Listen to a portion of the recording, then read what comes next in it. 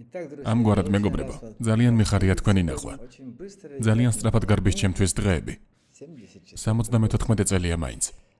მაგრამ ჯერა რომ უფალი ვიდრე ჩემს მისიას არ შევასრულებ. ჩემთვის კი მუშაობა მისიაა და არა მიზანი.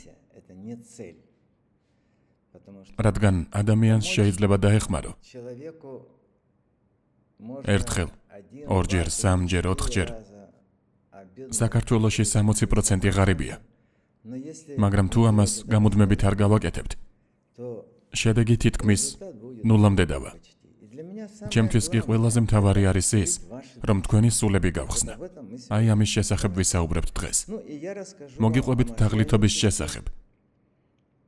10 მილიარდი დოლარის შესახებ, რომელთაც თაღლითები ჰპარავენ ხალხს.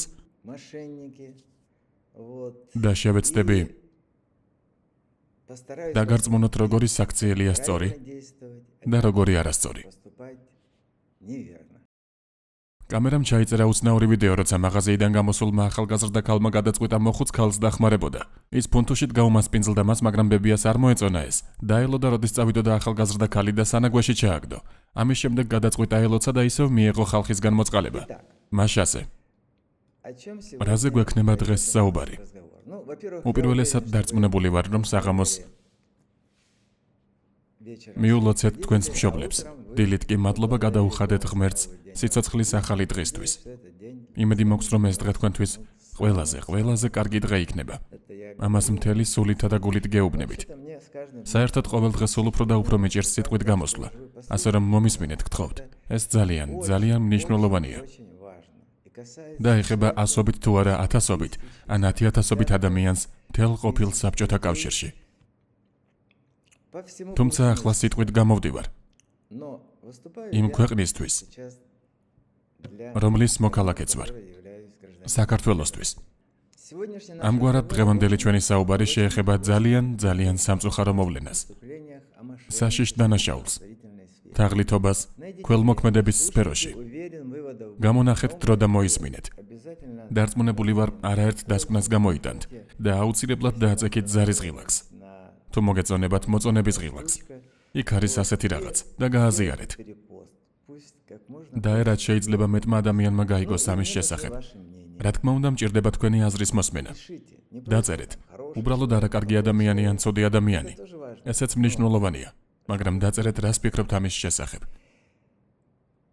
თქვენ ალბათ ყველას გახსოვთ, რომ 12 წლის წინ, როცა საქართველოს მოქალაქე გავხდი, ჩვენმა ფონდმა პირველმა აიყვანა ქველმოქმედების თემა საქართველოში იმ დონემდე, რომელზეც ვერ იტრაბახებს ვერც რუსეთი, ვერც ყაზახეთი, ვერც უკრაინა და ყოფილი საბჭოთა კავშირის ვერც ერთი ქვეყანა. ასეთივე ფონდი მქონდა უკრაინაში, მაგრამ ყაჩაღებმა მაიძულეს, რომ და მადლობა ღმერთს საქართველოში აღმოვჩნდი. ეს არის ჩემი ოცნების ქვეყანა. ვაპირებ, რომ ჩემი ცხოვრების ბოლო დღეები იქ გავატარო. ბედნიერი ვარ. სტაბილურად ვიზრდებით. ყოველ დღე ახალი ოჯახი იღებს ყოველივე აუცილებელს, რათა ველურებივით კი არა. დიდებული საქართველოს ამაყი მოქალაქეებივით იცხოვრენ. მე მართლა ვფიქრობ, რომ ქართველი ხალხი სწორედ თავიანთი სიამაყითა და სტუმართმოყვარეობით გამოირჩევა მსოფლიოს ყველა ხალხისგან. კარგი ხალხია, მიყვარს. ბევრმა თქვენგანმა გაიზიარა ჩემი იდეა და თქვენ ვერც კი წარმოიდგენთ რა ბედნიერი ვარ ამის გამო. რადგან მთავარი რის მიღწევაც მსურს არის ის, რომ დავეხმარო ადამიანს მისი ფინანსური შესაძლებლობების მიუხედავად თანაგრძნობა გამოავლინოს. ერთხელ ვნახე ჟესტი, აქ არის გული, აი ასე. გულიდან გულამდე. თანაგრძნობა. უბრალოდ დახმარება კი არა. შეიძლება ლოცვა. შეიძლება ოჯახის მონახულება, დარეკვა. ბავშვების დაბადების დღეები მოდის. მაგრამ როგორც კი თანაგრძნობის გამოვლენას იწყებთ. და ჩვენი ფონდის, ჩემი თანამშრომლების, ჩვენ კარგი ოჯახი გვყავს. ქმედებები გულში გივარდებათ. თქვენ უკვე ღმერთს უახლოვდებით. მე მჯერა ღმერთის. მერწმუნეთ. ჩემს ასაკში ტყუილის თქმა სირცხვილია. თანაც რაში მჭირდება? ამის საჭიროება არ არსებობს. ახლა არც თუ ისე კარგი დრო გვიდგას. არ მოსწონთ მთავრობასა და ჩინოვნიკებს. შეიძლება მთავრობას არა, მაგრამ არ ვიცი, ვის არ მოსწონს იქ. რომ ჩვენ გამუდმებით ვაჩვენებთ უბედურებას. ტანჯვასა და ტანჯვას. და აი ისინი რა თქმა უნდა სხვადასხვა საშუალებას იყენებენ, რომ როგორც რუსეთსა და უკრაინაში ამბობენ, გვაჩვენონ კუსკას დედა სად არის. ანუ სეირი გვაჩვენონ. რასიზმ ეს მათი სამუშაოა. ეჭვინო შეგეპარებათ. გეუბნებით, როგორც სამართლის დოქტორი და კრიმინალისტი. გავუძლებთ. და არსად არ წავალ ქველმოქმედებიდან. ვისაც არ გახსოვთ, მილიარდერი ვარ. მე ყველაზე ძვირადღირებული სახლი მაქვს საქართველოში. ახლა ნახავთ მას. ის იმაზე ძვირადღირებულიც კი ავიდრე თქვენთვის ნაცნობ მილიარდერს აქვს. ყველაზე ძვირადღირებული სახლი საქართველოში. ასეთ სახლებს ჯერ კიდევ 100 წელი არ ააშენებენ. ასე რომ დიდი ხნით მოვედი. და სხვისი ფულით ნებივრობა.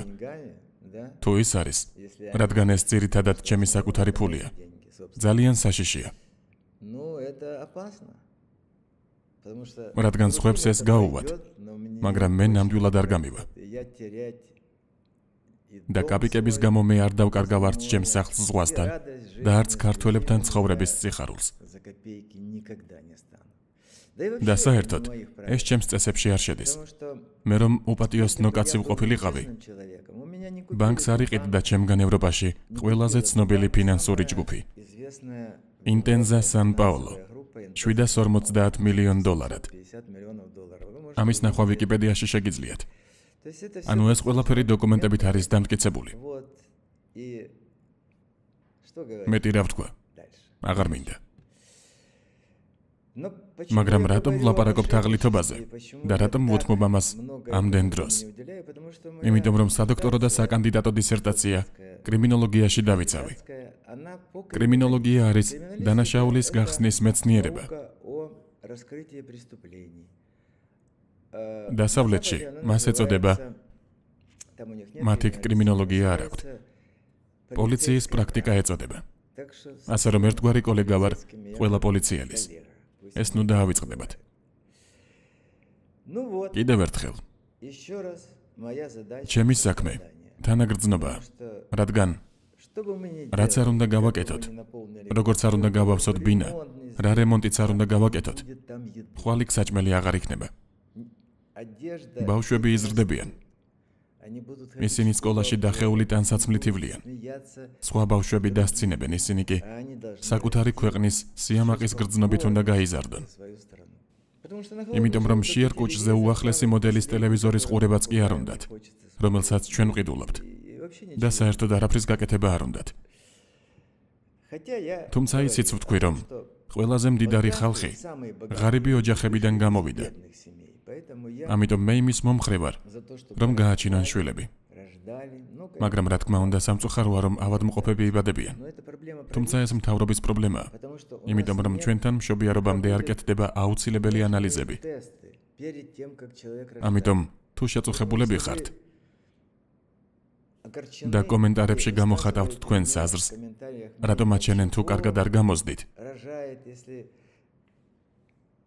იმიტომ რომ მას ჯერ ტესტი უნდა გაეკეთებინა. მაშინ მისი შვილი ცერებრული დამბლით არ დაიბადებოდა. ეს მისი ბრალი არ არის. ასე რომ, ძვირფასო ქალბატონებო, მიყვარხართ. რამდენი ფულიც არ უნდა გქონდეთ და ყოველთვის მათ სამსახურში ვიქნები, ვინც გასაჭირშია. თქვენი იმედი გვაქვს, რადგან საქართველოს მოსახლეობა ძალიან მცირდება. ყოველწლიურად 10,000-ობით ადამიანს ვკარგავთ. მაგრამ ეს ოფიციალური სტატისტიკაა. სინამდვილეში ვფიქრობ უფრო მეტს ვკარგავთ. და თუ ყველაფერი ასე გაგრძელდა, 5 წელიწადში საქართველომ შეიძლება თავისი იდენტობა დაკარგოს. აი იყო ასეთი სახელმწიფო, ასურეთი.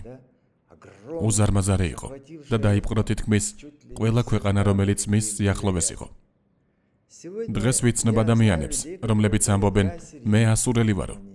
მაგრამ არც ენა იცის და არც ბევრი წესჩვეულება. ერი გაქრა. არ იქნება ხალხი, არ იქნება ასეთი ქვეყანა. ჩემი სახლი და ზღვა დარჩება, მაგრამ განა ეს პოლიტიკაა. ყველამ უნდა გააკეთოს რაღაც, რომ მეტი ხალხი იყოს, მეტი ქართველი. ოღონდ ეს ცალკეთებაა, თორემ ნაციონალისტები დამესებიან.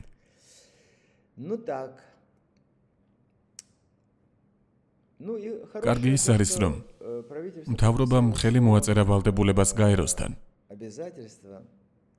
ისევე როგორც ყოფილი СССР-ს ყველა ქვეყანამ, რომ საშინელი ძალით იზრუნებენ ღარიბებზე.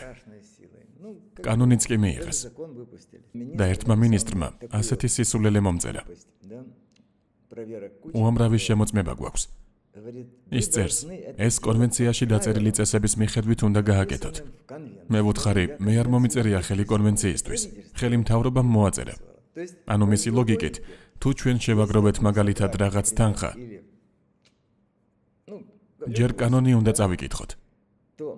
შემდეგ ძალიან ძვირადღირებული ღონისძიებების მთელი სერია განვახორციელოთ. და მხოლოდ ამის შემდეგ გავუწიოთ დახმარება. მხოლოდ ამის შემდეგ. ეს იმის ტოლფასია, რომ პურის ნაჭერი გეჭიროთ ხელში და გინდოდეთ ბავშვს მისცეთ. მაგრამ არა. კანონით ამის უფლება არ გაქვთ. ჯერ უნდა ჩააცვათ ტანზე, ფეხზე, ასწავლოთ ენები, ღმერთმა იცის რას წერენ. არის კონვენციები. ისინი ბევრია. გაერო ცუდ კონვენციებს არ ურჩევს როგორც საქართველოს, ისე სხვა კორუფციულ ქვეყნებს. მაგრამ მათ არანაირი კავშირი არ აქვთ, არც ერთ საქველმოქმედო ორგანიზაციასთან. ეს ჩემთვის ნოველასავით იყო, რადგან ყოფილი СССР-ს არც ერთ სხვა ქვეყანაში მსგავსი რამ არ არის და არ შეიძლება იყოს. თაღლითები მოტყუებისა და თანხების მოპარვის მიზნით ყოველ დღეს სულ უფრო და უფრო მეტ სქემას იგონებენ ქველმოქმედების ნიადაგზე. ახლა ვკითხულობ უკვე იმას, რაც ინტერნეტში აღმოვაჩინე რუსეთის შესახებ. ისინი იქ კანონს ამზადებენ. გაჩვენებთ. აქ ხელბორკილებიც კი არის. საქველმოქმედო სფეროში თაღლითური ქმედებისთვის 15 წელი იქნება სასჯელი. მართალი გითხრათ, არ მჯერა რომ ასეთ კანონს ოდესმე მიიღებენ რუსეთში. შემდეგი 10-15 წელი მაინც. მაგრამ მათ შექმნეს საზოგადოება და თქვენ შეგიძლიათ ამის გაკეთება. ანუ გაერთიანდა რამდენიმე ასეული ადამიანი იმის შესამოწმებლად, თუ როგორ მუშაობენ საქველმოქმედო ფონდები. ჩემი ფონდის გარდა სხვა ფონდი, მაგრამ ის ჩემი არ არის, ის თქვენია. თქვენ ხართ ისინი, ვისზეც ის დგას. და თუ გაგვიჭირდა მხოლოდ თქვენ შეგვიძლია მოგმართოთ. სხვა არავინაა. და არც მიგვიღებენ. თქვენ კი შეგიძლიათ და აკეთებთ ამას. წინააღმდეგ შემთხვევაში გეტყვით რა შეიძლება მოხდეს. მაგალითად ახლა ხან ნახე გამოსვლა, სადაც ერთი ალბათ კარგი ახალგაზრდა ამბობს. აი ნახეთ.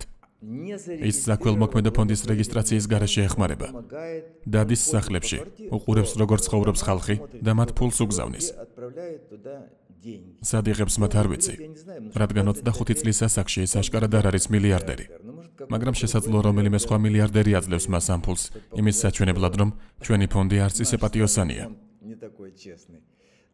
ის პირდაპირ რიცხავს ფულს ადამიანების, დედებისა და მამების ანგარიშებზე, რომლებიც დახმარებას ითხოვენ. მაგრამ ნახეთ რა ხდება შემდეგ. მე კიდევ ერთხელ ვამბობ, 74 წელში ვარ.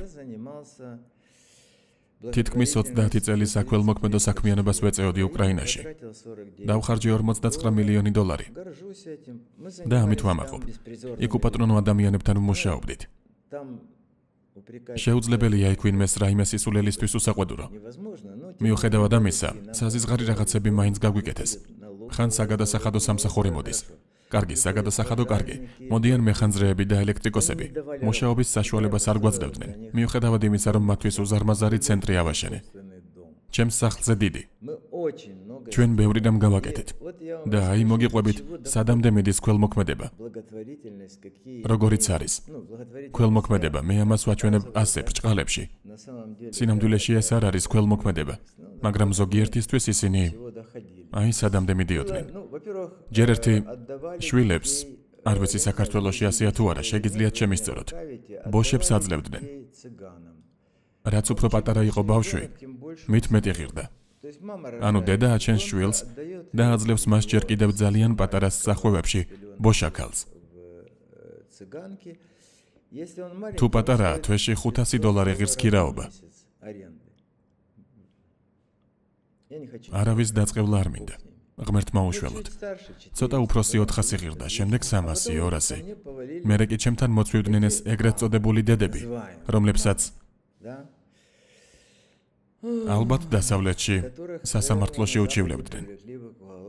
და მეუბნებიან. შენ ხომ დეპუტატი ხარ? მერიც კი. მეცნიერებათა დოქტორი და გამომძიებელი. დაგვიბრუნე შვილები. ვეუბნები, სად არიან თქვენი შვილები? აი ასე. გაირკვა რომ ბოშებს მისცეს. შემდეგ კი გავიგე რომ არსებობს მთელი მაფია, რომელიც აკონტროლებს ფულთან დაკავშირებულ ყველა პროცესს. თქვენ ნახეთ მოხუცი ქალი, რომელმაც უგემრიელესი სენდვიჩი ნაგვის ურნაში ჩააგდო. ერთ მომენტში კუზიანი იყო, საშინელ ტანის ამოსში. მერე უცებ ბედნიერმა პირჯვარი გადაიწერა. ახალგაზრდა ქალს მიაძახა, ღმერთმა ყველაფერი საუკეთესო მოგცესო. უცებ წელში გასწორდა და სანაგვე ურნაში ჩააგდო. მას ფული სჭირდება, იმიტომ რომ უკრაინაში მაფია ალბათ ისევ ასეა. ყველა ჩამოფლეთილ უსახლკარო ხალხს არიგებდა ძირითად წერტილებზე, სადაც ფულს იძლევიან, რაღაც გზაჯვარედინებზე. თუ ინვალიდები იყვნენ, ეტლსაც კი ყიდულობდნენ. მიჰყავდათ და ბინას ქირაობდნენ. მრავალსართულიან საწოლებს აკეთებდნენ. იქ ეძინათ, დილით კი სამსახურში მიჰყავდათ. საღამოს ფულს ართმევდნენ და არახსა და საჭმელებს უტოვებდნენ. ისინი თვრებოდნენ. დილით კი ისევ სამსახურში მიჰყავდათ. ცხოვრება მშვენიერია და ფულიც მილიარდობითაა. მილიარდები, მეგობრებო. თქვენი ფული. მე არ მენანება ფული. მე მძულს ადამიანები, რომლებიც ტყუილს ამბობენ. თუ ადამიანმა ერთხელ მაინც მომატყუა, მხოლოდ ერთხელ. და ერთ დროს 20,000-ზე მეტი ადამიანი მუშაობდა ჩემთან, ქარხნებიც და ბანკიც. აღარასოდეს არ ვეტყვი გამარჯვებას. და არ დავიჭერ მასთან საქმეს. თუნდაც ის ბიზნესმენი იყოს. ზოგადად ქურთ ბიზნესმენებს მაშინვე ძალიან ცუდად მისდით საქმე. ერთხელ თუ მოატყუა, მერე აღარავინ დაიჭერს მათთან საქმეს. ასეა. და რა ხდება შემდეგ? ფულს პირდაპირ მშობლებს უგზავნის. შემდეგ? პირველ რიგში არ შეიძლება ამის გაკეთება. აი არ შეიძლება. და ამაში ახლა დამეთანხმებით. რატომ? იმიტომ რომ პირველი რასაც ბანკი გააკეთებს, თქვათ მან $1,000 გადაურიცხა ქვრივ ქალს ან კაცს. ჩამოაწერს კრედიტების დავალიანებას. საქართველო კი DST-ს ყველა ქვეყანაზე მეტად ცნობილია იმით, რომ ერთმანეთისგან ვალს იღებენ. ჯერ ბანკში გარბიან. იქ ყველაფერს დებენ, რაც შეუძლიათ. და მერე კი გამუდმებით ერთმანეთისგან სესხულობენ ფულს. ეს რაღაც ბავშვურია, მაგრამ ასეა. მაგრამ ბანკთან ეს ადვილია. ისინი ჩამოაწერენ ამ ფულს და მორჩა. და თუ 1000 არ არის საკმარისი, ვალის ჩამოსაწერად ისინი ჩვეულებრივ იღებენ. პირადად მოვისმენი ამბავი, რომ ერთმა ქართველმა სახლი ჩადო ბანკში. კარგი სახლი. ამაში 30 თუ 40,000 დოლარი აიღო. და მარტორქების მოსაკლავად წავიდა აფრიკაში. ეს მისი მარადიული ოცნება იყო. სისულელია რა თქმა უნდა, მაგრამ ქართველებს ფულის წესხება უყვართ. რას ამბობს ბიბლია? ბიბლია ამბობს, თუ მცირე თანხაა სესხე, აპატიე, დაივიწყე. თუ დიდი თანხა, ნუ მოითხოვ. ჯერ ერთი თუ ასესხებ, ამ ადამიანს მტრად აქცევ. ჯობია აჩუქო. მე მყავდა მეგობრები. როგორც კი მილიონერი გავხდი, ყველამ ჩემთან მოირბინა. ბევრი ძალიან კარგი ბიჭია, რომლებსაც დღემდე ვეხმარები. არიან ისეთები, რომლებიც არქტიკული წრის იქით ცხოვრობენ. არიან ჩემი ეზოს მეგობრები, რომლებიც ხარკოვსა და კიევში დარჩნენ. გერმანიაშიც არიან. და ფულს ვუგზავნი ყველას. შეიძლება ზოგს არც ისე სჭირდება, მაგრამ მე მაინც ვუგზავნი. მათთვის ზედმეტი არ იქნება, რადგან ისინი მდიდრები არ არიან. მაგრამ დანარჩენში ასეთი ხალხი დავკარგე. ერთი მეგობარი მყავდა. მიშა, ქართველი ებრაელი. ქართველი ებრაელები კი პრაქტიკულად არაფრით განსხვავდებიან ქართველებისგან. მათ იგივე წესჩვეულებები აქვთ. უყვართ. ყვდებიან ისე უნდათ საქართველოში დაბრუნება. მაგრამ ისრაელის საქართველოსთან შედარება არ შეიძლება. იმიტომ რომ აქ არ მისცემენ ადამიანს საშუალებას უბრალოდ მოკვდეს. კარგი, არ მინდა. აქ არის სოციალური დაზღვევები. აქ მეც კი მილიარდერს ჯანდაცვის სამინისტრო წამლებს უფასოდ მაწვდის. და ეს არც თუ ისე უბრალო წამლებია. მაგალითად ერთ დროს მოჰქონდათ ჩემთვის კანაფი ჰქვია. მაშინ ძლიერი ტკივილები მქონდა. სინამდვილეში ეს იგივეა, რაც ანაშა. ოღონდ შემოწმებული ხარისხის, სახელმწიფო ლაბორატორიებში გამოყვანილი. მოჰქონდათ, მაგრამ ის არ მშველოდა. თითქოს დაძინებაში უნდა დამხმარებოდა, მაგრამ არ მაძინებდა. უთხარი აღარ მომიტანოთ მეთქი. იმდენი დამიგროვდა, რომ ღამით ჩუმად გამოვედი. ყველა დავხიე და ურნაში ჩავყარე. რომ ღმერთმა ნუქნას ნარკომანს გამოეყენებინა. ზოგადად ასე ექცევიან ადამიანებს. ასე უნდა მოექცნენ. მიუხედავად იმისა, რომ ისრაელი არ არის დემოკრატიული ქვეყანა. განვაგრძოთ. თაღლითური სქემები ყოველ დღე იზრდება. და ეს ბუნებრივია. ბიზნესი იზრდება. მენეჯმენტში ჩართული ბიჭებისთვის ახალი შესაძლებლობები ჩნდება. და ამის პარალელურად იზრდება ორგანიზაციები იმ ადამიანებისა, რომლებიც ამ თანხის წართმევით არიან დაკავებულები. ასე რომ ვერ მივადევნებთ თვალს, თუმცა მე გეტყვით, როგორ მიადევნოთ თვალი. თაღლითებმა დაიწყეს ბავშვთა სახლების. წარმოგიდგენიათ, სადამდე მივიდნენ. ჰოსპისებისა და თავშესაფრების ყალბი ვებგვერდების გამოყენება ქველმოქმედების საფარქვეშ თანხების მისატაცებლად. თაღლითები ქმნიან საქველმოქმედო ორგანიზაციების ოფიციალური რესურსების ასლებს. ცვლიან ფულის გადარიცხვის რეკვიზიტებს. აი ესეც ფულის გადარიცხვა, ახალგაზრდა ნიჭიერო. არ შეიძლება ამის გაკეთება. ვერ იქნებით დარწმუნებული, სად მოხვდება ეს ფული. როგორ არიან ქართველები მოწყობილი? როგორ არის მოწყობილი ხალხი, რომელსაც მეც ვეკუთვნი? იმიტომ რომ ჩემი შვილები საქართველოში დაიბადნენ. მეუღლეც საქართველოდანაა. მაშინვე უნდა დავლიოთ. ბედნიერება გვეწვია. ქვეყანა ფული გვაქვს. ბანკიდან ფულის გამოტანა თუ ვალი არ აქვს, პრობლემა არ არის. სვით დავჭამეთ, მაგრამ რა შეიძლება მოხდეს ამ დროს? როდესაც ადამიანი სვამს, ან ნარკოტიკებს იღებს, რუხი ნივთიერების ნაწილი, რომელიც მის მოქმედებებს აკონტროლებს, ითიშება. შემდეგ კი შეიძლება მოხდეს პედოფილია. ანუ თვითონ არ არის პედოფილი.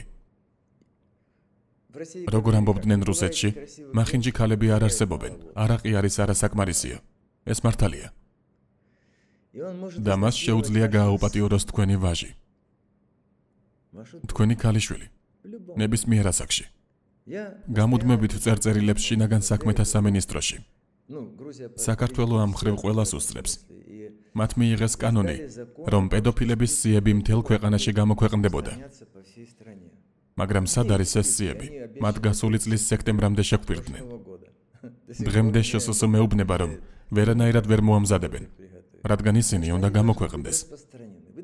თქვენ უნდა იცოდეთ, რომ სადაც თქვენ ცხოვრობთ, მეზობელ ბინაში ან მეზობელ სახლში პედოფილი ცხოვრობს. ვინ არის პედოფილი? ეს ავადმყოფი ადამიანია. ის არ არის დამნაშავე. არა. ის ავადმყოფია.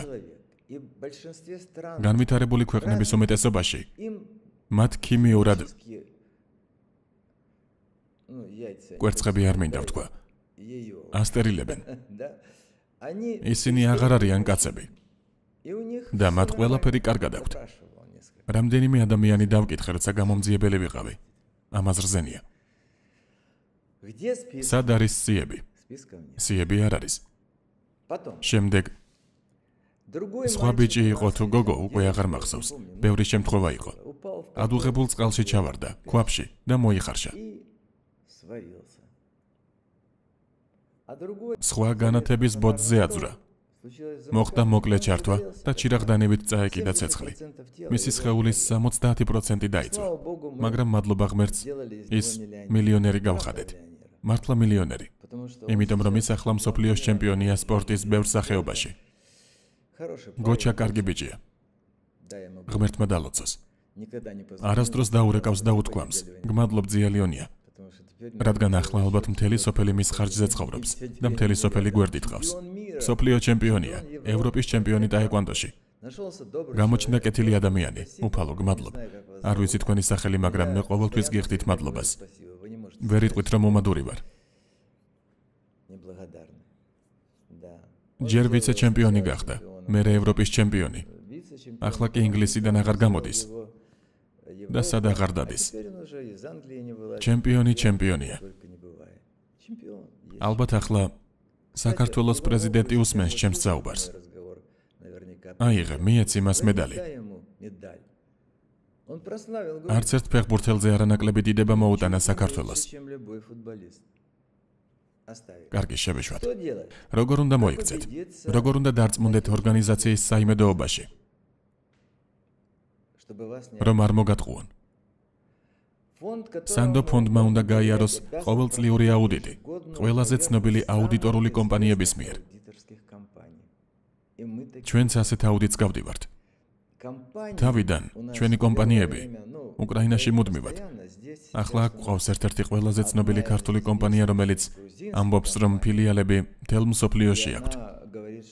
მაგრამ ჩვენ გვყავდა ისეთი კომპანიები, რომლებიც აუდიტს უტარებდნენ ამერიკის შეერთებული შტატების მთავრობასაც კი. Ernst & Young და სხვები. ასე რომ თუ ფულის გადარიცხვა გსურთ, მოითხოვეთ აუდიტი გამოგიგზავნონ ელექტრონულად. აუდიტი არის ერთი მთლიანი, უზარმაზარი სტრუქტურა, რომელსაც ფილიალები აქვს მთელ მსოფლიოში. მე ვსაუბრობ საერთაშორისო აუდიტზე, რომელიც ამოწმებს ფონდს და ამბობს, დიახ, აქ ყველაფერი პატიოსნადაა. ეს ისეც არაფერს მაძლევს, გარდა ერთისა, მშვიდად ვარ და ეს ჩემთვის საკმარისია. ამიტომ აუდიტის გარეშე ფონდი საქველმოქმედოდ ვერ ჩაითვლება. უფრო მეტიც არ შეიძლება იმის გაკეთება, რასაც ზოგი აკეთებს. ახალგაზრდაც და მოხუციც, როცა ყოველგვარი ფონდის გაუხსნელად თავს ქველმოქმედოდ აცხადებენ და შეგროვებულ ფულს ანგარიშებზე აგზავნიან, რითაც ხალხს უზარმაზარ მწუხარებას აყენებენ, რადგან ნახეთ, ხალხი რომც არ სვამდეს, რომც არ ეწეოდეს, ცუდსაც რომ არ ჩადიოდეს, კარგი იყოს, მაგრამ ქველმოქმედს ყოველთვის აქვს საკითხი, რომელიც პირველ რიგში უნდა გააკეთოს. რა უნდა გავაკეთოთ პირველ რიგში? უპირველეს ყოვლისა, განკურნოთ ისინი, ვინც კვდება. ასეა? ასეა. გამოვაწყოთ ბავშვები სკოლისთვის, რადგან მე თვითონაც უპატრონო ვიყავი. ვიცი როგორია, როცა დახვრეტილი შარვალი მეცვა. გოგონებს მოვწონდი. მეც მომწონდა გოგონები, მაგრამ დამცინოდნენ. შეიძლება არც დამცინოდნენ, მაგრამ მე ასე ვფიქრობდი. ფეხსაცმელი ყოველთვის დახეული მეცვა. ერთხელ დედაჩემმა ფეხსაცმელი ჩამომიტანა იუგოსლავიიდან. იქ იმოგზაურა. გასაყიდად ჩამოიტანა. 2-3 ზომით პატარა მქონდა. მაგრამ ფეხსაცმელი საერთოდ არ მქონდა. და არც ახალი, ლამაზი ფეხსაცმელი მინახავს ასეთი ტყავის თასმებით. ამიტომ ამოვიცვი ისინი. ოდესმე რომ გაჩვენოთ რა დაემართა მათ. ვეღარ ვიპოვე. დედა ჩემი დიდი ხნის წინ გარდაიცვალა. ცათა სასუფეველი დაიმკვიდრეს. ქუსლი გარეთ მქონდა. აი ამდენით. ისეთ შარვალს ვიცვამდი, რომ ბოლომდე ეშვებოდა და ქუსლი არ ჩანდა. მაგრამ დღემდე მაქვს კოჟრები. მახსოვს ის იუგოსლავიური ფეხსაცმელი. კი, ლამაზი იყო და ამაყად დავდიოდი. მაგრამ ვერც კი წარმოიდგენთ, როგორ მტკიოდა. ფონდი, რომელიც აუდიტს არ გადის, არ შეიძლება ჩაითვალოს საქველმოქმედო ფონდად. ფონდი, რომელიც თავად არ ზრუნავს ოჯახზე, მაგრამ ფულს უგზავნის საქველმოქმედო ფონდად ვერ ჩაითვლება. იმიტომ რომ არის რაღაც, რაც უპირველესია და არის რაღაც, რაც მეორეხარისხოვანია. თუ კი ოდესმე გენდომებად დარწმუნდეთ მეგობრებო, როგორ ვაკეთებთ ამას, ვიკრიბებით მთელი ჩვენი გუნდი. არ გვაქვს ალკოჰოლი და შამპანიურიც კი, მხოლოდ წყალი.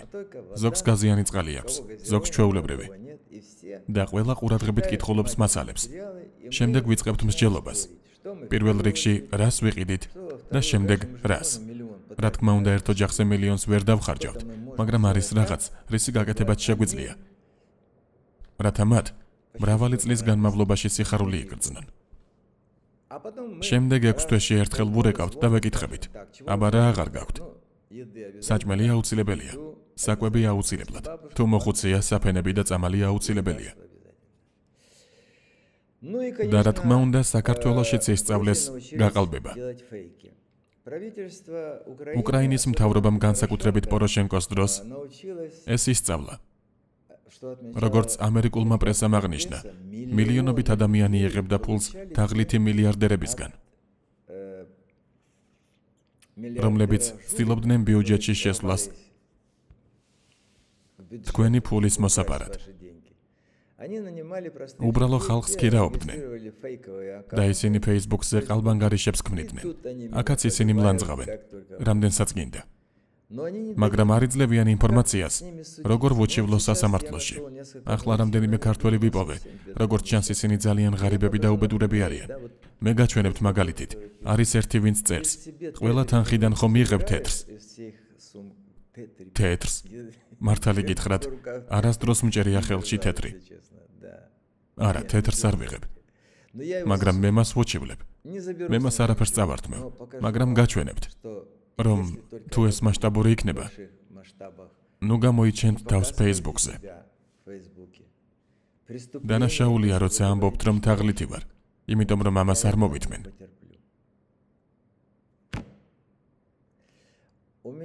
ჩემი ყველაზე მნიშვნელოვანი ღირსება არ ვიტყვი, რომ პატიოსანი ადამიანი ვარ. საქართველოში ასეა გავრცელებული. დედას გეფიცები, მამას გეფიცები, ღმერთს გეფიცები. ღმერთის დაფიცება საერთოდ არ შეიძლება. ბიბლია უნდა წაიკითხოთ. ეს დიდი ცოდვაა. მაგრამ ის ჩამოთვლის დედას და მამას, ყველა ნათესავს, შვილებს. ფიცავ, ყველაფერს დაგიბრუნებ. განსაკუთრებით, როცა საქმე ფულს ეხება. მაგრამ ნამდვილად არ დააბრუნებს. ჩვეულებრივ ვინც იფიცებს, ეს არც თუ ისე პატიოსანი ხალხია. არ არის საჭირო დაფიცება. თუ გჭირდება, ისესხე და დააბრუნე, როცა დაპირდი. ცოტა ხნის წინ საქართველოში ერთ-ერთი ყველაზე ცნობილი ჟურნალისტი მას პატივს სცემ, ინტერვიუ აიღო ჩემგან. მიყვარს, მინდა რომ იცოდეს. სახლში მივიდა, სადაც თაღლითები ცხოვრობდნენ. სხვათა შორის მადლობა მას, რადგან ამაზე ადრე არასდროს მიფიქრია. რას აკეთებდნენ ისინი? მათ ბევრი შვილი ჰყავთ. ისინი, რადგან მას არაფერი შეუმოწმებია, ბავშვებს არიგებდნენ ყველაფერი ბევრი ეთხოვათ. ისინი ქმნიდნენ შესაბამის გარემოს სახლში. სახლი ჭუჭყიანია. ბავშვებს ყველაზე ცუდი ტანსაცმელი აცვიათ. საჭმელი არ აქვთ და ყველაფერი ცუდადაა. და აი ის ეკითხება. ნანუკა, პლანშეტი გინდა? როგორ მინდა პლანშეტი? მთელი ცხოვრება ამაზე ვაცნებობ. ამბობს ერთ-ერთი თაღლითი ბავშვი. ნუ თუ შეიძლება ბავშვებს ასეთი რამეები ასწავლონ და აძლევს მას ამ პლანშეტს. მაგრამ აზრადაც არ მოსდის. მან ხომ იცის, რომ ჩვენ იქ ვიყავით და არც ერთი ბავშვის გარდა მათი, ვინც საწოვა ასწავს, ის ვერ ლაპარაკობდა. არც ერთს სურვილი არ რჩება შეუსრულებელი. მაგრამ ეს უსინდისობაა. ეს არასწორია. და ჩვენ გაჩვენებთ ამ მასალას რეალურად. და ეს შერცხვეს მას და ასე აღარ მოიქცეს. თუ დახმარება გინდა, დაეხმარე. პირველ რიგში გახსენი საქველმოქმედო ფონდი. დიახ, თქვენთან დახურეს, ვიცი, რომ საკუთარი პატრიოტული პოზიცია გაქვთ და ეს კეთილშობილურია და მე პატივს გცემთ ამის გამო. მაგრამ მაშინაც კი როცა საქველმოქმედო ფონდი გქონდათ, არ იქცეოდით ისე როგორც ეს დადგენილი იყო საქმის წარმოების წესებით. გსურთ იცოდეთ როგორ? გთხოვთ მოგწერეთ ყველამ, ვისაც გსურთ ქველმოქმედებით დაკავება. ჩვენ მოგცემთ დოკუმენტების ასლებს, დაგეხმარებით ფონდის რეგისტრაციაში. ჩვენ გეტყვით, როგორ ვაკეთებთ ამას სწორად. იმიტომ რომ ნახეთ რა ხდება. თუ მხოლოდ ევროპაში გვიცნობენ ყოფილ სსრკ-ში არსებულ რაღაც ფონდს, როგორც წესიერს, მერე Facebook-ზე ხსნიან ღილაკს, სადაც ფულის გადარიცხვა შეიძლება. სადაც ამერიკელან ავსტრიელ მდიდარს შეუძლია დიდი თანხა გადარიცხოს და ეს თანხა გადასახადებიდან ჩამოეწერება. ამიტომაც არის საქველმოქმედო ფონდების საზღვარგარეთ. მე ვიყავი ერთ ფონდში. ბანკზე უკეთესად გამოიყურება. ტრილიონობით ფული აქვთ. რადგან მსოფლიოში ყველგან არის წესი, თუ ქველმოქმედებას არ მისდევ, ხელს არავინ ჩამოგართმევს. იმიტომ რომ შენ ღვთისგან ხარ. როგორც მარსიდან. მარქსი არა, მარსი. ეს არის ადამიანი, რომელსაც სული არ აქვს. და ეს განგვასხვავებს ჩვენ ცხოველებისგან. სული, თანაგრძნობა.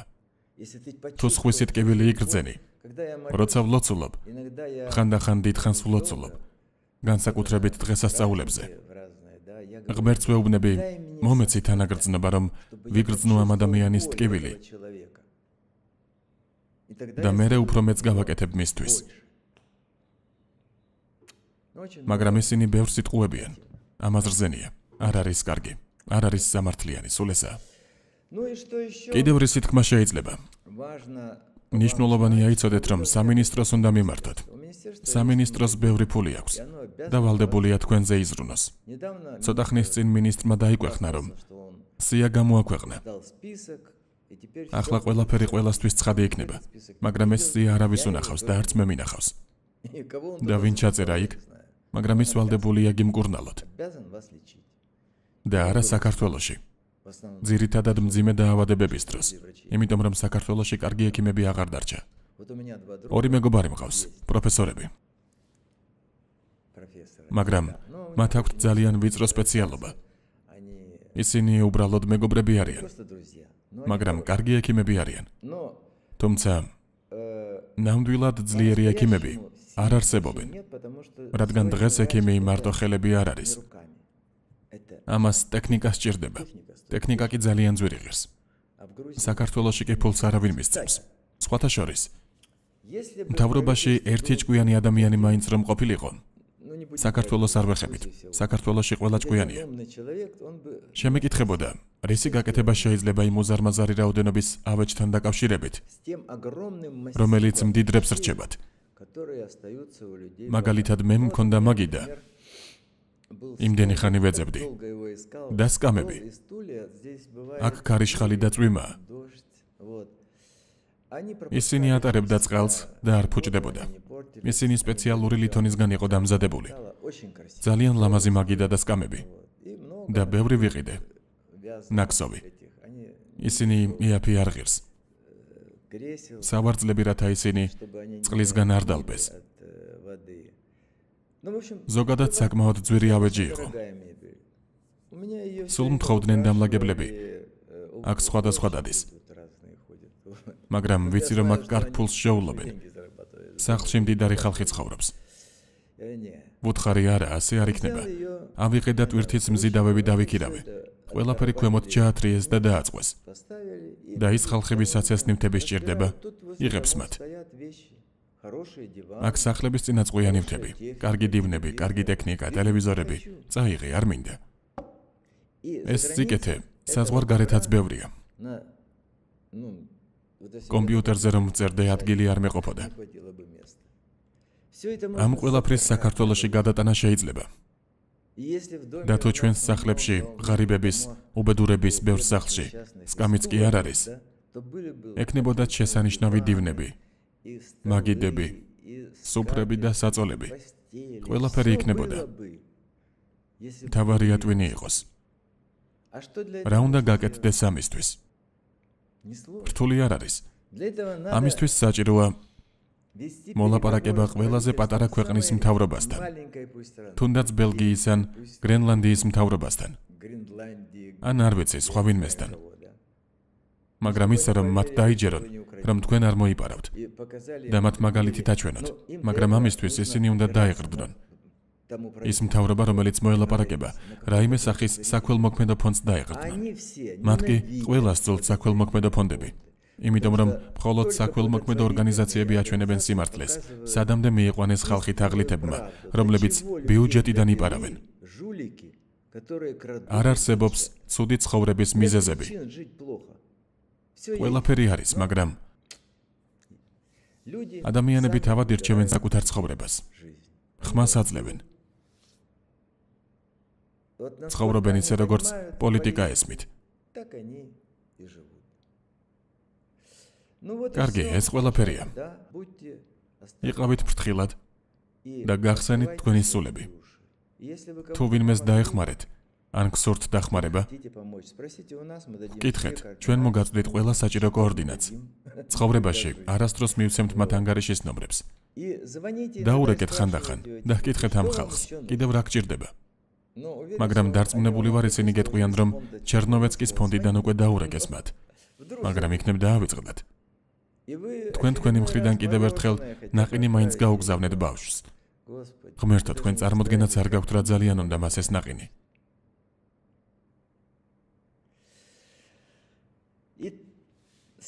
გეტყვით კიდევ ერთ ძალიან მნიშვნელოვან რამეს. საკუთარი გამოცდილებიდან ვიცი. ქველმოქმედება მხოლოდ მაშინ დავიწყე, როცა უბედურება შემემთხვა. დიდი უბედურება. ერთ-ერთი ადამიანი, რომელიც ყველაზე მეტად მიყვარდა. ნარკომანად გადაიქცა. ჩემი ცოლის ძმა, რომელიც ძალიან მიყვარდა.